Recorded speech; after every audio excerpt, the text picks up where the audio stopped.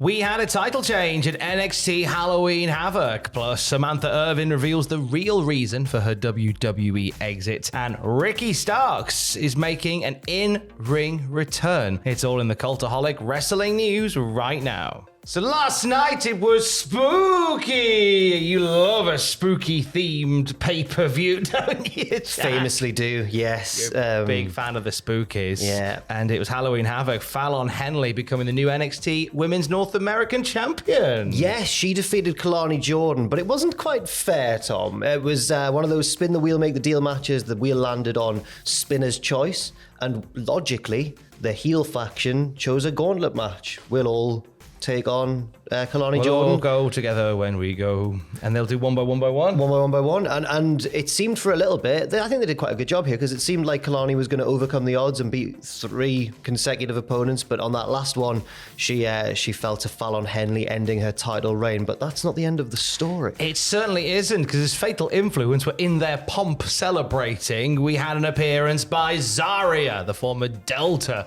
who obliterated Fatal Influence, and we got to see Zarya with her new finisher in NXT. I think she might have used this in Australia, so forgive me if I'm wrong on it, and she didn't.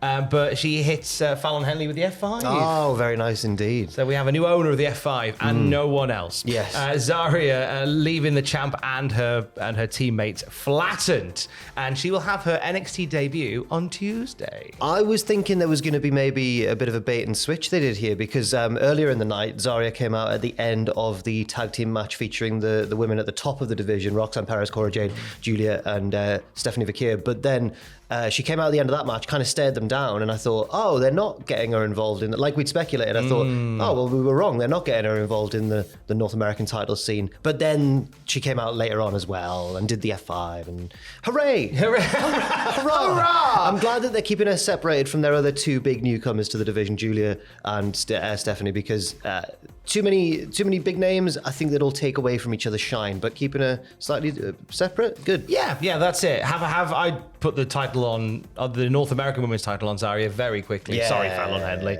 And then just have her dominate that division, and then when the time comes, go, Yes. right, I want them both. Yes. Here we go. That's a thing. The NXT Men's Championship was on the line in the main. Trick Williams successfully retaining in a Devil's Playground match. It was spooky themed. Oh, he put a pumpkin on his head. Isn't it funny when it's spooky? It was good. Yeah, it was fun. After the match, Ridge Holland and Ethan Page both put a beating on Trick until an ECW legend rocked up to make the save. Yes, it was none other than WWE Hall of Famer as well as ECW legend, Bubba Ray Dudley. He'd been on the show already. It wasn't a total surprise appearance, but maybe a surprise that he was involved in the show itself.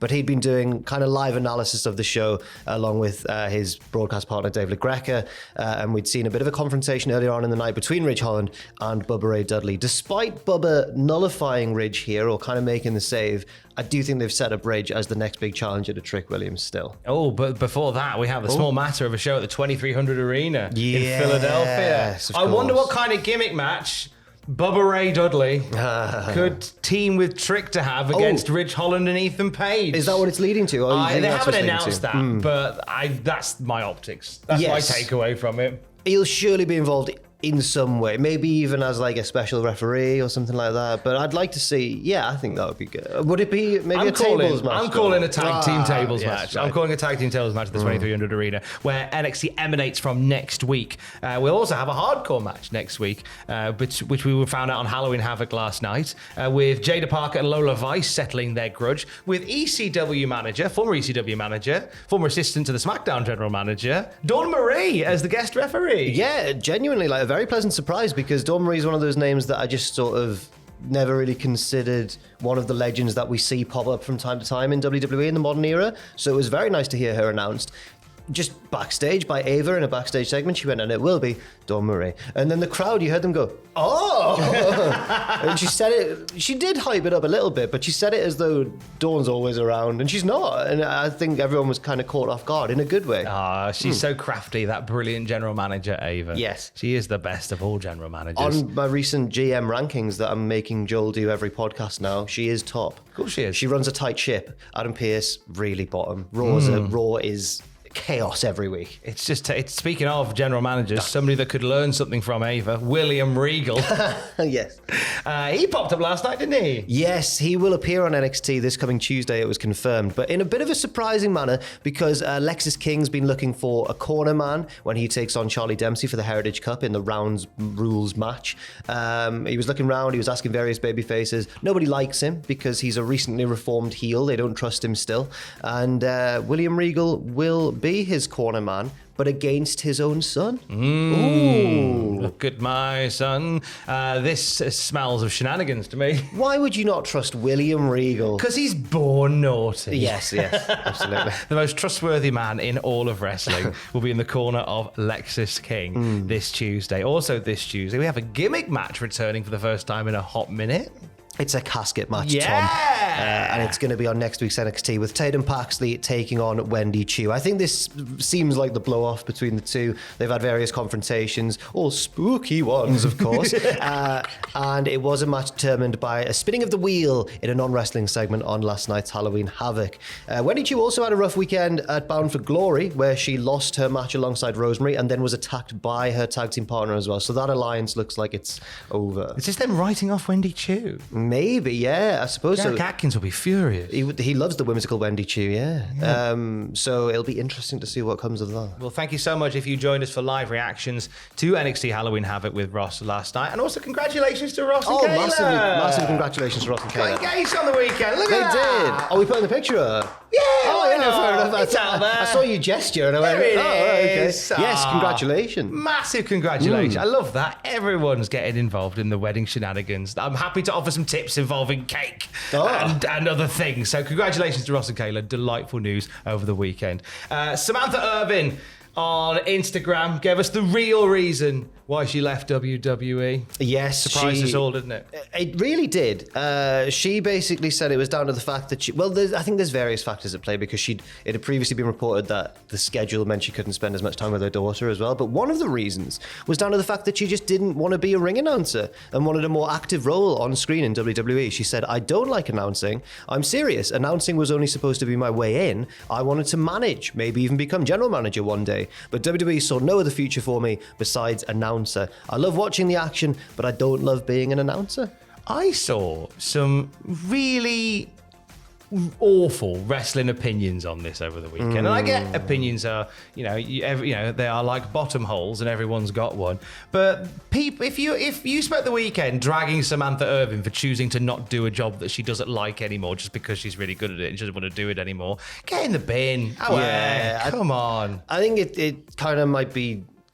A lot of this seems to have been tainted by the tribalism we see from the WWE and AEW extremists all clashing, and whenever someone leaves one company, then not all the fans of one promotion, but like the kind of more extreme elements of either group's fandom kind of goes, well, they're the worst person ever now because they've left. I just think she's been very honest there. Yeah, and fair enough. She didn't like she was excellent at it. And considering that she didn't like it, all the more credit to her for doing a job that she doesn't like really well. Yeah, she was really, really good at it, but that doesn't mean she wouldn't have been a great manager, because one thing that made her a great ring announcer, in my opinion, I don't know if you'd agree as well, but not only did she have the voice for it, but she also had the personality for it. She wasn't Big a bland style. ring announcer. She had the... She had little inflections, she had little special things she would do for special occasions, and I think that made all the difference as well. Exactly. I just find it weird that people are like, well, you're really good at that and you should pay your respects and you should just accept your role within. Like, tell you what, I worked at a pub for a little bit. I was really good at pouring a Guinness. Really good at that, right? So therefore, because I was the best in that little bar group that I was in at pouring a Guinness, I should have stayed at the pub, shouldn't I? Should have stayed at the pub. How dare I go and want to do something I want to do? I should stay in the pub and do that one. Cretinous opinion really annoyed me.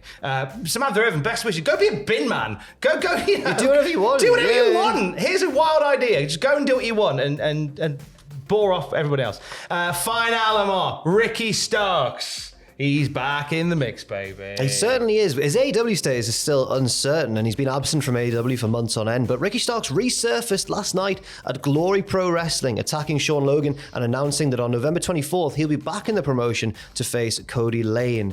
This comes at a time when Ricky Starks has repeatedly insisted on social media that he is cleared to compete amid speculation of his health and everything. He said, no, I'm not injured, I'm fine. He just isn't featured on AEW TV. Despite Tony Khan paying him compliments in media calls, and despite Ricky's desire to get back on screen, it just isn't happening, which has, I think, understandably led to a lot of speculation. And people are going, well, what is the issue then? If he's good to go, and if Tony Khan's always saying these nice things about him, put him on TV. But it feels like there's maybe there's speculation, but it feels like there's some tension behind the scenes that we don't know about. There is something there that we don't quite know about. As well as appearing at Glory Pro, Jade Cargill shared a training photo of herself sparring with Ricky Starks. One source of the tension could be Ricky Starks' obvious closeness to multiple parties within WWE. I mean, there is that as well. But yeah, but if that's the case, I think if Tony Khan goes on these media calls and says things like, I think he's brilliant, blah, blah, blah, I don't think he's deflecting the heat as much as he thinks he is. I don't think he's avoiding the issue. I think he's inviting more pressure upon himself to give an answer,